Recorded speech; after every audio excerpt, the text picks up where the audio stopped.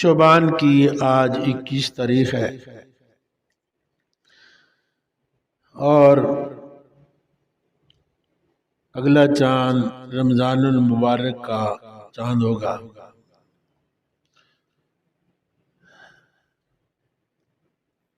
اسی طرح رمضان کے اخیر میں اللہ کے محبوب پیغمبر حضرت محمد رسول اللہ صلی اللہ علیہ وسلم نے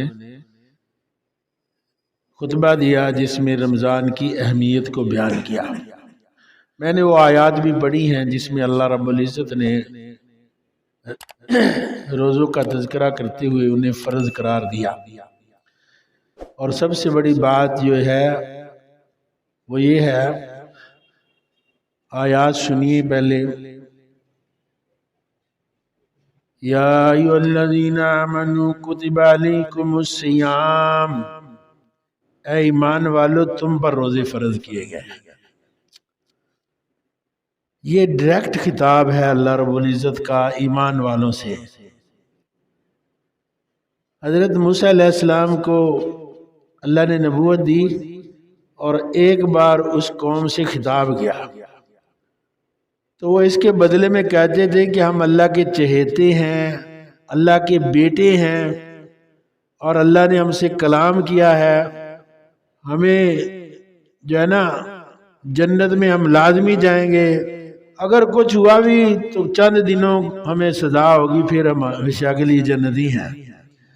اور اعزاز آپ صلی اللہ علیہ وسلم کی امت کا دیکھو کہ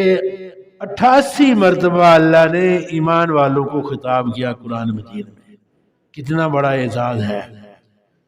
اور پھر عبداللہ بن عباس یا عبداللہ بن مسعود رضی اللہ تعالیٰ عنہ، ان میں صحابی ہیں، وہ کہتے ہیں کہ جب بھی خطاب ہو یا ایھا الذین آمنوا سے تو کان لگا کر فکر مند ہو کر سنو، اللہ بہت کوئی اہم ترین بات ہے جو بیان کرنے والے ہیں۔ تو یہاں ایمان والوں سے خطاب کیا اللہ رب العزت نے کہ ایمان والوں کو خطاب کر کے تو پھر کیا کہا، یا ایھا الذین آمنوا کتب علیکم الصیام، کہ تم پر ہم نے روزوں کو فرض کیا، لکھ دیا۔ یہ اللہ رب العزت نے انعام فرمایا کہ ایک بہت بڑی اہم ترین عبادت کو رمضان کے مہینے میں روزوں کو فرض کر دیا۔ اچھا، پھر یہ بات بھی بیان فرما دی ساتھ ہی، کما کتب علی الذین من قبلکم لعلکم تتقون، جیسے کہ تم سے پہلے لوگوں پر ہم نے روزوں کو فرض کیا، یعنی کہ تم پر ہی نہیں، یہ پہلے بھی سلسلہ تھا۔ لیکن ایک بات یاد رہے، دیکھیے حضرت داؤد علیہ السلام، ان کا روزہ یہ تھا کہ ایک دن روزہ رکھتے، ایک دن افطار کرتے، اور آپ نے بھی فرمایا کہ جو کوئی اپنے آپ کو ہمیشہ روزہ دار بنانا چاہے تو وہ ایک دن روزہ رکھے، ایک دن افطار کرے، اس سے زیادہ کی اجازت آپ نے نہیں دی۔ بعض لوگ زیادہ روزے رکھتے ہیں اور اپنے آپ کو زیادہ پرہیزگار سمجھتے ہیں، لیکن یہ بات سنت کے خلاف ہے۔ اچھا، اشاروں میں بہت ساری باتیں آپ کے سامنے لانی ہیں۔ تو اگر یہی روزے فرض ہو جاتے، ایک دن روزہ رکھنا ہے ایک دن نہیں رکھنا، تو کتنی بڑی مشقت تھی۔ اچھا، دوسری بات کہ عیسائیوں کے لیے 2 ماہ کے روزے تھے، اگر 2 ماہ کے ہوتے تو ہم ایک نہیں رکھنے والے تو 2 ماہ کے ہو جاتے تو پھر۔ اچھا، تیسری بات، یہودیوں کے لیے 40 روزے تھے، جب حضرت موسیٰ علیہ السلام طور پر ملاقات کے لیے گئے تو 40 روزے ان پر فرض ہوئے۔ تو ساتھ یہ بات بھی تھی کہ جو کوئی روزہ رکھتا اور پھر افطار کے وقت وہ افطار نہ کر سکتا تو پھر وہ روزہ اس کو پھر دوسرے دن جا کر افطار کرنا پڑتا۔ تو ہمارے لیے بہت ساری سہولتیں اللہ رب العزت نے پیدا فرما دی، اور ایک طریقہ ہمیں ہمیشہ کی عبادت کا، ہمیشہ کے روزے کا بھی دے دیا۔ رمضان کا مہینہ روزہ رکھے امتی، اور پھر 29 یا 30 دن یہ ہوں گے، یہ اللہ کی مرضی ہے، چاہے وہ ایک دن کم کر کے اس کو پورا مہینہ کر دے یا 30 دنوں کا مہینہ ہو جائے، مہینہ چاند کے مطابق ہوگا یا 30 دن کا یا 29 دن کا۔ اور اس کے بعد اگر کوئی آدمی شوال کے 6 روزے رکھ لے گا، اللہ پورے سال کی عبادت کا اس کو ثواب دے دیں گے، پورے سال کے روزوں کی عبادت کا ثواب دے دیں گے۔ یہ خاص بات اللہ رب العزت نے۔ اب دیکھنا یہ ہے کہ روزوں کو اللہ رب العزت نے فرض قرار دے دیا۔ اچھا، تو رمضان المبارک ایسا مہینہ ہے جس کے اندر اللہ رب العزت نے ایک اعزاز فرمایا کہ جو ہے نا نفل، اس کی ثواب کو فرض کے برابر کر دیا، اور جو فرض ہے اس کو 70 گنا زیادہ کر دیا۔ ایک فرض بڑھے گا اس کو 70 فرض کا ثواب ملے گا، عبادت جو بھی کرے گا اس کو 70 کے ساتھ ضرب دے گا اللہ رب، 70 گنا عبادت کا ثواب بڑھ جائے گا۔ اور دوسری بات کہ یہ اعزاز بھی ہے کہ ایک تو عبادت جو ہے وہ 70 گنا اس کی زیادہ ہو جائے گی، دوسرا یہ فرمایا کہ روزہ رکھنے کے بعد جب وہ روزے کو سحری کو کھائے گا تو سحری کا کھانے اس کے لیے برکت کا کھانا بنا دیا اللہ نے، برکت کا کھانا بنا دیا، اور پھر رزق کو بڑھا دیا۔ ماہ رمضان میں یہ کچھ سزا کے طور پر نہیں دیا کہ سزا کے طور پر ہے، ثواب کے بڑھانے کے لیے، بخشش کے بہانے کے لیے دیا اس نے رمضان کو۔ فرمایا جو رمضان کا روزہ رکھتا ہے اور پھر رمضان کا روزہ رکھتا ہے، 7 رات کا قیام کرتا ہے، رات کا قیام کرتا ہے، وہ تراویح کی شکل میں یا قیام اللیل کی شکل میں، تو رات کا قیام کرتا ہے تو اللہ اس کے گناہوں کو معاف فرما دیتا ہے، اس کے گناہوں کو معاف فرما دیتا ہے۔ اور پھر جب وہ روزہ رکھنے کے بعد جب ایک آدمی افطار کا وقت آتا ہے تو افطار کے وقت دعا مانگتا ہے تو اس کی دعا کو اللہ قبول فرماتے ہیں، اس کی دعا کو اللہ قبول فرماتے ہیں۔ فرمایا اس کے درمیان کوئی پردہ ہی نہیں ہوتا، اس کی دعا کو قبول کرتے ہیں۔ اور اسی طرح جو رمضان المبارک میں روزے کو رکھتا ہے تو جو مچھلیاں ہیں، جو پرندے ہیں، جو چیونٹیاں ہیں بلوں میں، وہ بھی اس کی مغفرت کی دعا میں لگ جاتی ہیں، اس کی مغفرت کی دعا میں لگ جاتی ہیں۔ اور پھر کیا اس کو اعزاز ملتا ہے کہ جو روزہ دار ہوتا ہے، روزے کی وجہ سے وہ روزہ رکھتا ہے تو اس کے معدے سے، اس کے فاقے کی وجہ سے ایک بدبو اٹھتی ہے، بدبو اٹھتی ہے۔ وہ جو بدبو اٹھتی ہے وہ بدبو اللہ فرماتے ہیں تو نے میری رضا کے لیے بھوک پیاس کو برداشت کیا، یہ بدبو مجھے کستوری سے بھی زیادہ عزیز ہے، کستوری سے زیادہ۔ اور پھر فرمایا کہ دیکھو جب روزے دار نے روزہ رکھا تو تمام عبادات کا جو اجر ہے وہ فرشتوں کے ذریعے ملے گا، تو جو روزے دار ہوگا اس کو روزے کا اجر میں عطا فرماؤں گا، میں عطا فرماؤں گا۔ اور ایک بات اور لکھی علماء نے کہ الصوم لی انا اجزی بہی اور الصوم لی انا اجزا بہی، کہ ایک تو ہے کہ میں اس کو بدلہ دوں گا، ایک ہے کہ میں اس کا بدلہ بنوں گا۔ اور وہ کیا بدلہ ہوگا؟ وہ بدلہ یہ ہوگا، فرمایا کہ روزے دار کو 2 خوشیاں ملتی ہیں، 2 خوشیاں ملتی ہیں۔ ایک خوشی جب وہ افطار کرتا ہے اس وقت اس کو ملتی ہے، سارا دن آدمی نے روزہ رکھا، گرمی کا روزہ ہے اور بعض اوقات بہت زیادہ بندے کو مشقت آتی ہے، اگر کہیں سفر میں آ جائے، کام کاج میں آ جائے، پیاس کی شدت آ جاتی ہے، تو وہ جب افطار کرتا ہے تو ایک عجب قسم کی خوشی محسوس ہوتی ہے اسے۔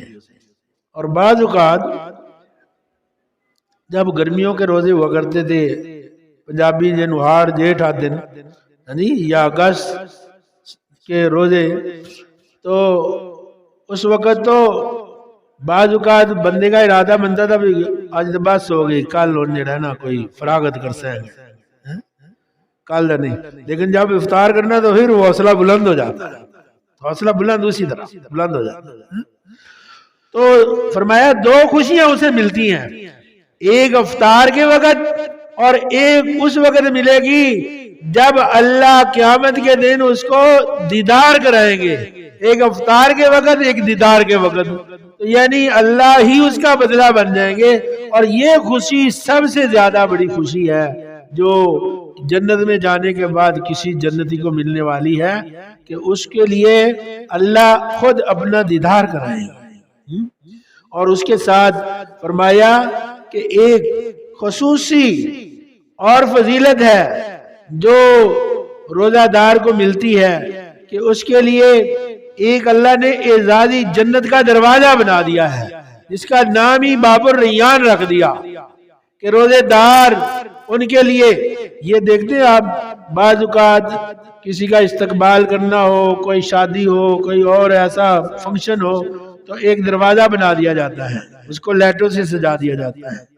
तो वो गुजरने के लिए ताकि यहाँ एजाजी तौर पर है। तो अल्लाह रब्बुल इज्जत एक बाबे रैयान हो गए, जिससे आवाज आएगी या रोजादार हो इधर से आओ, ये दरवाजा है रोजादारों के लिए। तो रोजादार के लिए बाबुर रियान होगा, कि जिसमें अल्लाह रब्बुल इज्जत उसके लिए कि उसको देंगे एजाज सरप्राइज। तो ये फजीलतें जो हैं ये अल्लाह रब्बुल इज्जत ने माह रमजान के साथ मखसूस की हैं, यानी कि उसके लिए मछलियां दुआ करती हैं, उसके लिए अजर व सवाब को बढ़ा दिया जाता है, और उसके लिए सारी के खाने को बरकत का खाना करार दे दिया अल्लाह रब्बुल इज्जत ने। और उससे भी बड़ी बात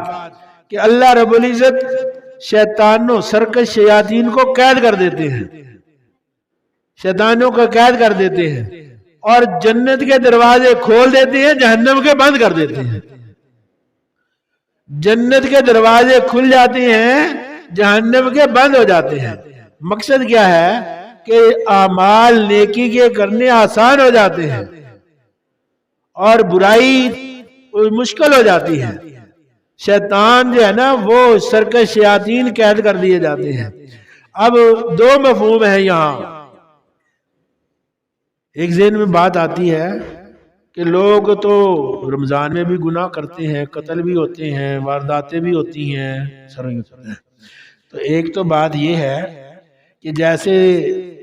हम तैयारी करते हैं ना, अल्लाह अकबर, सहाबा किराम 6 महीने तो रमजान के इंतजार में दुआएं मांगते रहते थे, और जब रमजान गुजर जाता तो 6 महीने उसके अमाल की कबूलियत के लिए अल्लाह से दुआएं मांगते रहते थे। और अल्लाह के रसूल सल्लल्लाहु अलैहि वसल्लम खुद भी खुसूसी तैयारी फरमाते थे, फरमाया लुंगी को बांध लेते थे सख्ती के साथ। ये देहाती माहौल में लुंगी का बांधना यह है कि किसी काम के लिए तैयार हो जाना, और रात के क़याम को बढ़ा देते थे, और अपने घर वालों को भी जगाते थे, और सदका खैरात करते जिस तरह तेज आंधी है, तेज आंधी की तरह सदका खैरात करते।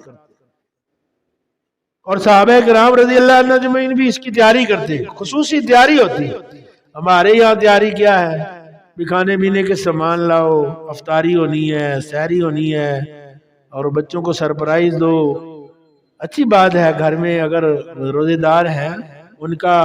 खाने पीने का इंतजाम अच्छा करना चाहिए, इफ्तारी का भी करना चाहिए। लेकिन हमारी तैयारियां जो सरपरस्त है वो उनके इफ्तार और सहरी के इंतजामात, इसको असली हम रमजान की तैयारी समझते हैं। भाई इकट्ठा वो बेसन भी लाओ, पकौड़े भी बनने हैं, समोसे भी बनने हैं, वो दूसरे सुबह को भी इंतजामात होने हैं, और औरतें भी अपने पकवान की तैयारियों में। और जैसे जैसे रमजान बढ़ता है उसकी फजीलत भी बढ़ती है। हालांकि आखिरी अशरा वो तो जैसे कि इत्काफ का अशरा आता है, शब बरात शब कदर का अशरा होता है, لیکن ہمارا رجحان پھر جو رمضان کی تیاری ہمارے ذہن میں ہے وہ کپڑوں کی خریداری، پھر کپڑوں کا سلانا، پھر جو ہے نا وہ درزیوں کا انتخاب، وہ نئے نئے ڈیزائن کی وہ جو ہے نا ہمارے، تو یہ ہمارا رمضان کا استقبال ہے۔ حالانکہ صحابہ کرام رضی اللہ عنہ اجمعین وہ تلاوت کو بڑھاتے، ذکر و اذکار کو بڑھاتے اپنی بخشش کے، کیونکہ یہ اتنی میں نے جو بیان کی اللہ رب العزت کی طرف سے شیطانوں کو باندھ دینا، اور یہاں میں وہ بات بیان کرنے لگا تھا تو شیطان بھی تو کوئی دو چار اپنے طریقے کار استعمال کر کے ہی جاندے نا، بلکہ کیویں وہ صاحب نے آکھیا بھئی شیطان نو ویکھیا کسے بیٹھا ہویا انہاں کہ تسی ویلے بیٹھے ہو، تہاڈا تے کم ہر وقت، اس آکھیا کئی میرے چیلے چانٹے ایسے ہو گئے جڑا میرے کام سنبھال لے ہونا، میں تو ضرورت ہے۔ تو بعض اوقات ایسے چیلے چانٹے یا نفس کی خواہشات وہ یا ہمارا مزاج ہی، جیسے کہ فرمایا نا کوئی گناہگار گناہ کرتا ہے تو اس کے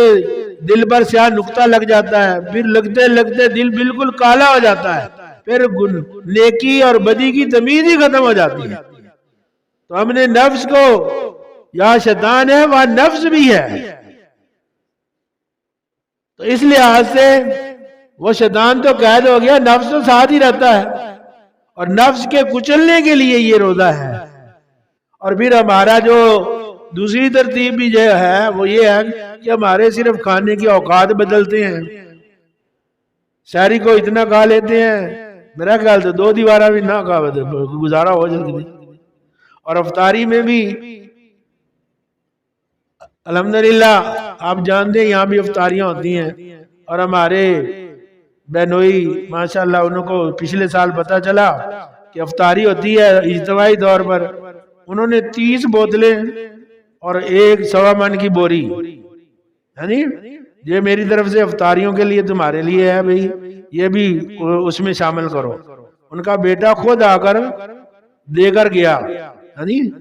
یہ کہ تاکہ افطاریوں میں میرا حصہ شامل رہتا رہے، اور کھجوریں بھی من کے سوا من کے قریب کھجوریں، سوا من کے قریب کھانڈ، اور بوتلیں 30، یعنی کہ روزانہ کی بنیاد پر، تو اللہ ان کا قبول فرمائے۔ اور تو میرا مقصد ہے جس طرح فرمایا نا کہ یہ سزا نہیں ہے روزہ، یا رزق کی کمی نہیں ہے کہ اللہ کے رزق کی کمی آ گئی منگل بوتلی ہو گوشت کرنا چھوڑو، اللہ تو رزق کو بڑھا دیتے ہیں، رزق بڑھ کر ملتا ہے مومن کو، رزق کا بڑھ جاتا ہے۔ تو ہمیں رزق میں معاملے میں فکر مند نہیں ہونا چاہیے، ہمیں عبادات کے معاملے میں فکر مند ہونا چاہیے کہ اللہ رب العزت نے کتنا کر دیا، کہ اللہ نے فرمایا کہ جو روزہ رکھتا ہے اس کے لیے کہ وہ اس کی بدبو بھی اللہ کو کستوری سے زیادہ پسندیدہ آ گئی، اور اس کے لیے فرمایا کہ سارے اعمال کا بدلہ تو تمہیں فرشتوں کے ذریعے میں ہی اس کا بدلہ بن جاؤں گا، یا میں خود اس کا بدلہ دوں گا۔ اگر کوئی کہے کہ بھائی اتنی مزدوری کرو، اور مزدوری کرنے کے بعد ایک عامی آدمی ہو وہ کہے بھائی یہ کام کر دو میں تمہیں کچھ دوں گا، اور ایک بادشاہ ہو وہ کہے یہ کام کرو تو میں تمہیں دوں گا، اب بتاؤ کس کے معاملے میں کیا نظریہ قائم ہوگا؟ ہو سکتا ہے وہ کوئی جگیر ہی دے دے بادشاہ، تو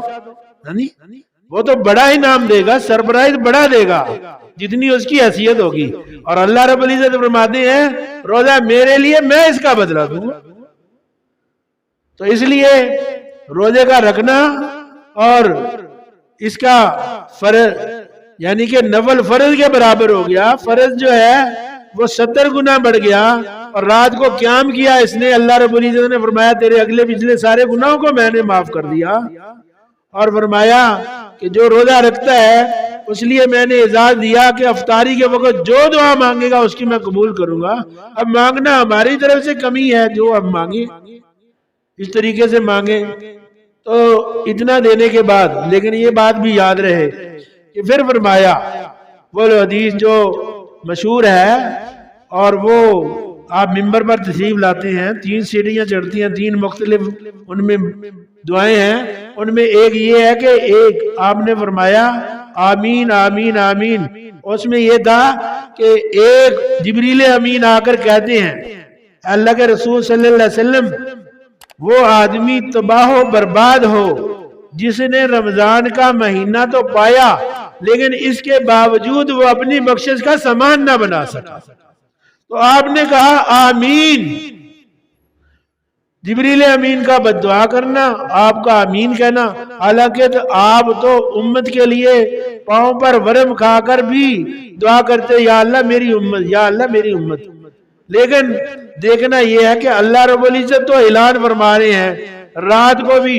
کہ آؤ کوئی مغفرت مانگے میں اس کی بخشش کروں، اور اتنے جہنم سے آزاد، جہنم کے دروازے اللہ نے بند کر دیے، سب سے بڑے دشمن کو قید کر دیا، عبادت کے لیے اللہ رب العزت نے اس کے ثواب کو بڑھا دیا،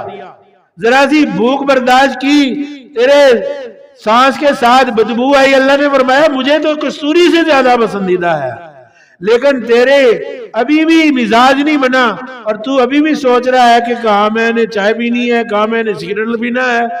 بعض لوگ ہیں ان کے لیے رمضان مصیبت بن کر آتا ہے، جہاں رحمت بن کر آتا ہے وہ سمجھتے ہیں میں نے کہاں سگریٹ پینا ہے، کہاں حقہ پینا ہے اور کہاں میں نے چائے کے، تو وہ اپنے انتظام میں لگے ہوتے ہیں، اور جو اللہ کے بندے ہیں وہ سمجھتے ہیں کہ پتہ نہیں یہ رمضان ہماری زندگی میں میرا ابھی بھی کوئی پتہ نہیں ہے کسی کو رمضان تک پہنچنا ہے یا نہیں پہنچنا، اور پھر رمضان آئے گا اور وہ اپنی بخشش کے سامان کریں گے کہ پتہ نہیں اگلا رمضان آنا ہے یا نہیں آنا۔ ہمارے ساتھ صفوں میں کھڑے ہونے والے کتنے گزر چکے۔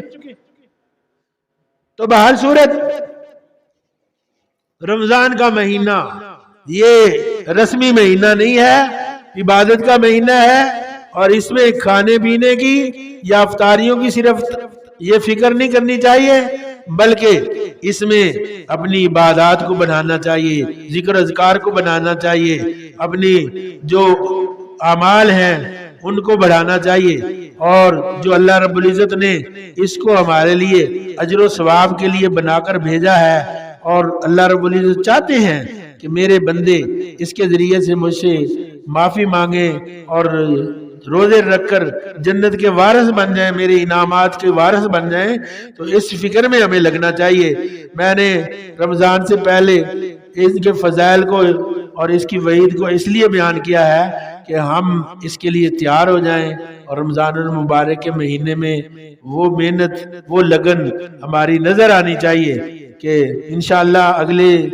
جمعے کو میں قرآن مجید کی عزت و عظمت اور اس کی تلاوت اس کے موضوع پر